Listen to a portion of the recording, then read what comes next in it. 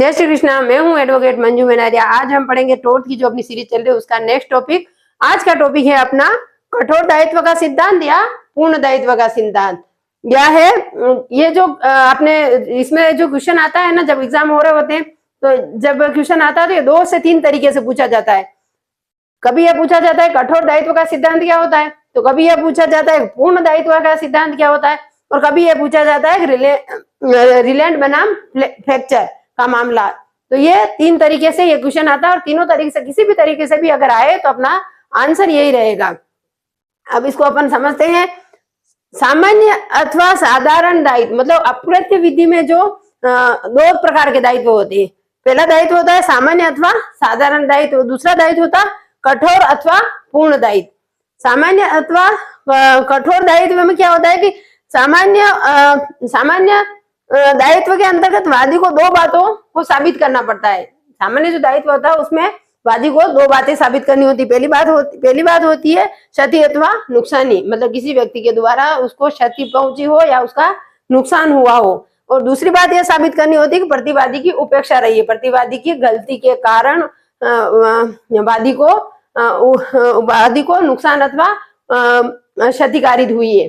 तो ये दोनों ही बातें उसको साबित करनी होती है सामान्य अथवा साधारण दायित्व में। सामान्य और साधारण दायित्व होता है उसमें वादी ये 2 बातें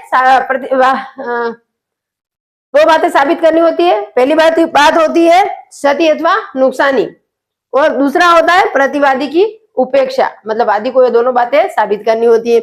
अब सामान्य दायित्व के अधीन प्रतिवादी की उपेक्षा साबित किए बिना नुकसानी का वाद नहीं लाया जा सकता। सामान्य जो दायित्व होता है उसमें प्रतिवादी की उपेक्षा अगर नहीं रही हो तो उसके खिलाफ नुकसानी का वाद नहीं लाया जा सकता है।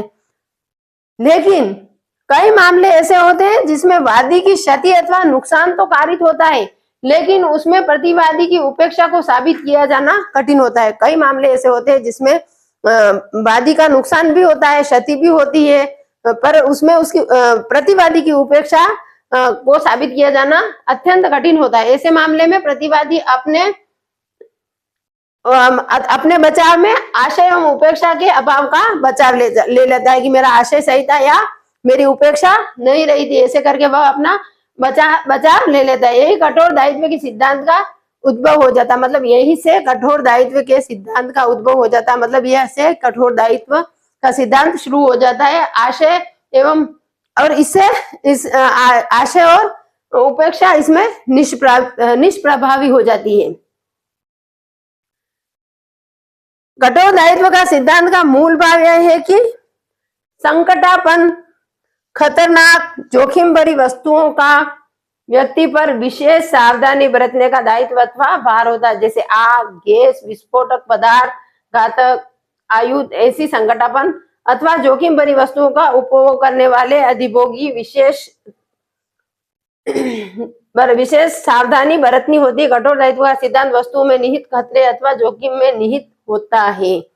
कठोर दायित्व के सिद्धांत में का मूल भाव यह होता है कि किसी व्यक्ति द्वारा अगर कोई ऐसी संकटापन्न वस्तुओं का उपयोग किया जा रहा है, संकटापन्न वस्तुएं जैसे आग, विस्फोटक पदार्थ, गैस, अग्नि, ये जो अगर अपनी भूमि पर लाई जा रही है तो उसको उस चीजों के लिए उसको विशेष सावधानी बरतनी पड़ती है। मतलब कि उसकी विशेष जिम्मेदारी हो जाती है कि भाई अगर ऐसी संकटापन्न जो वस्तु है उनको अगर अपन अपनी भूमि पे ला रहे हैं तो भाई उसके लिए अपने को विशेष सावधानी रखनी होगी।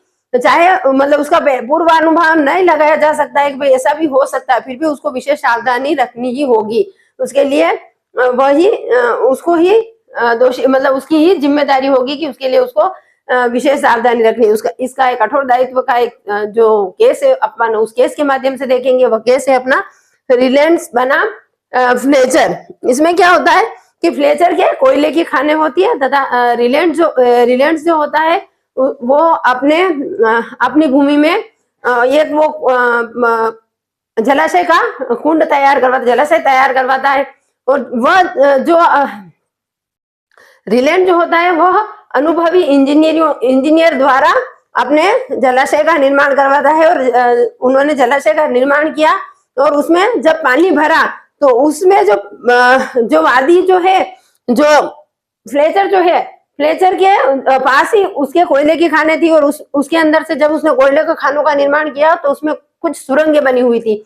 वह सुरंगें उसके जो रिलेंट था उसकी उस जलाशय से कनेक्ट थी। और जिस टाइम उसने वो जलाशय बनाया तब उसने उसके इंजीनियर ने ध्यान नहीं रखा और उस सुरंगे के माध्यम से उसके फ्लेचर के अंदर जो सुरंगों के माध्यम से उसके फ्लेचर की कोयले के खानों में पानी भर गया और उसको बहुत ही अधिक क्षतिकारित हुई तथा उसकी जो कोयले की खदानें थी वो खराब हो गई।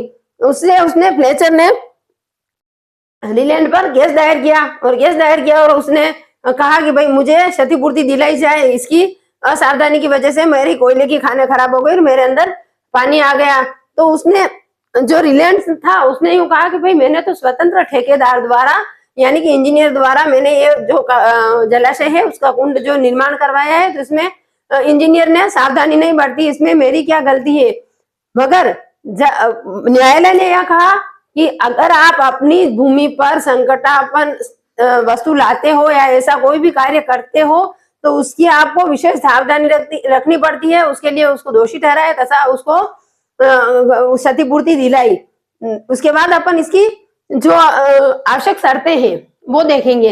आवश्यक शर्तें हैं कठोर एवं पूर्ण दायित्व की आवश्यक शर्तें क्या होती है। आवश्यक शर्तें हैं अपनी किसी व्यक्ति यानी कि प्रतिवादी द्वारा अपनी भूमि पर कोई ऐसी वस्तु लाना जिसके पलायन करने से रिष्ट होना संभव है। मतलब कि किसी व्यक्ति द्वारा या प्रतिवादी द्वारा अपनी भूमि पर ऐसी वस्तुओं को लाना जिसका पलायन होना, मतलब उसका रिसाव होके, जैसे गैस हो गई, जैसे पानी हो गया, ऐसे उसको रीस के दूसरी अपनी भूमि से दूसरे की भूमि में जाने से रिष्ट होना संभव है।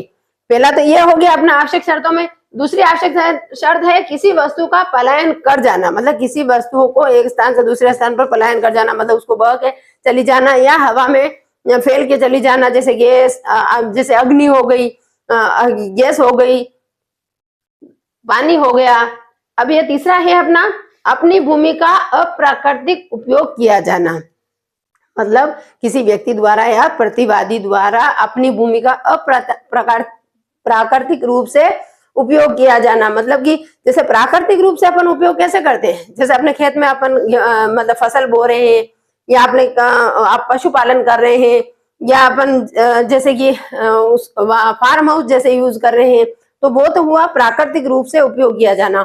और अप्राकृतिक रूप से उपयोग किया जाना मतलब जैसे संकटापन्न वस्तुओं का स्थापना करना, जैसे विस्फोटक वस्तुओं बनाना, गैस का स्टोव करना या किसी जल का स्टोव करना और उसका पलायन हो जाने से रिष्ट होना, या फिर जैसे कोई घास है जो जहरीली घास का उगाना या उगना, ऐसा जो भी कार्य है वह अप्राकृतिक कार्य है।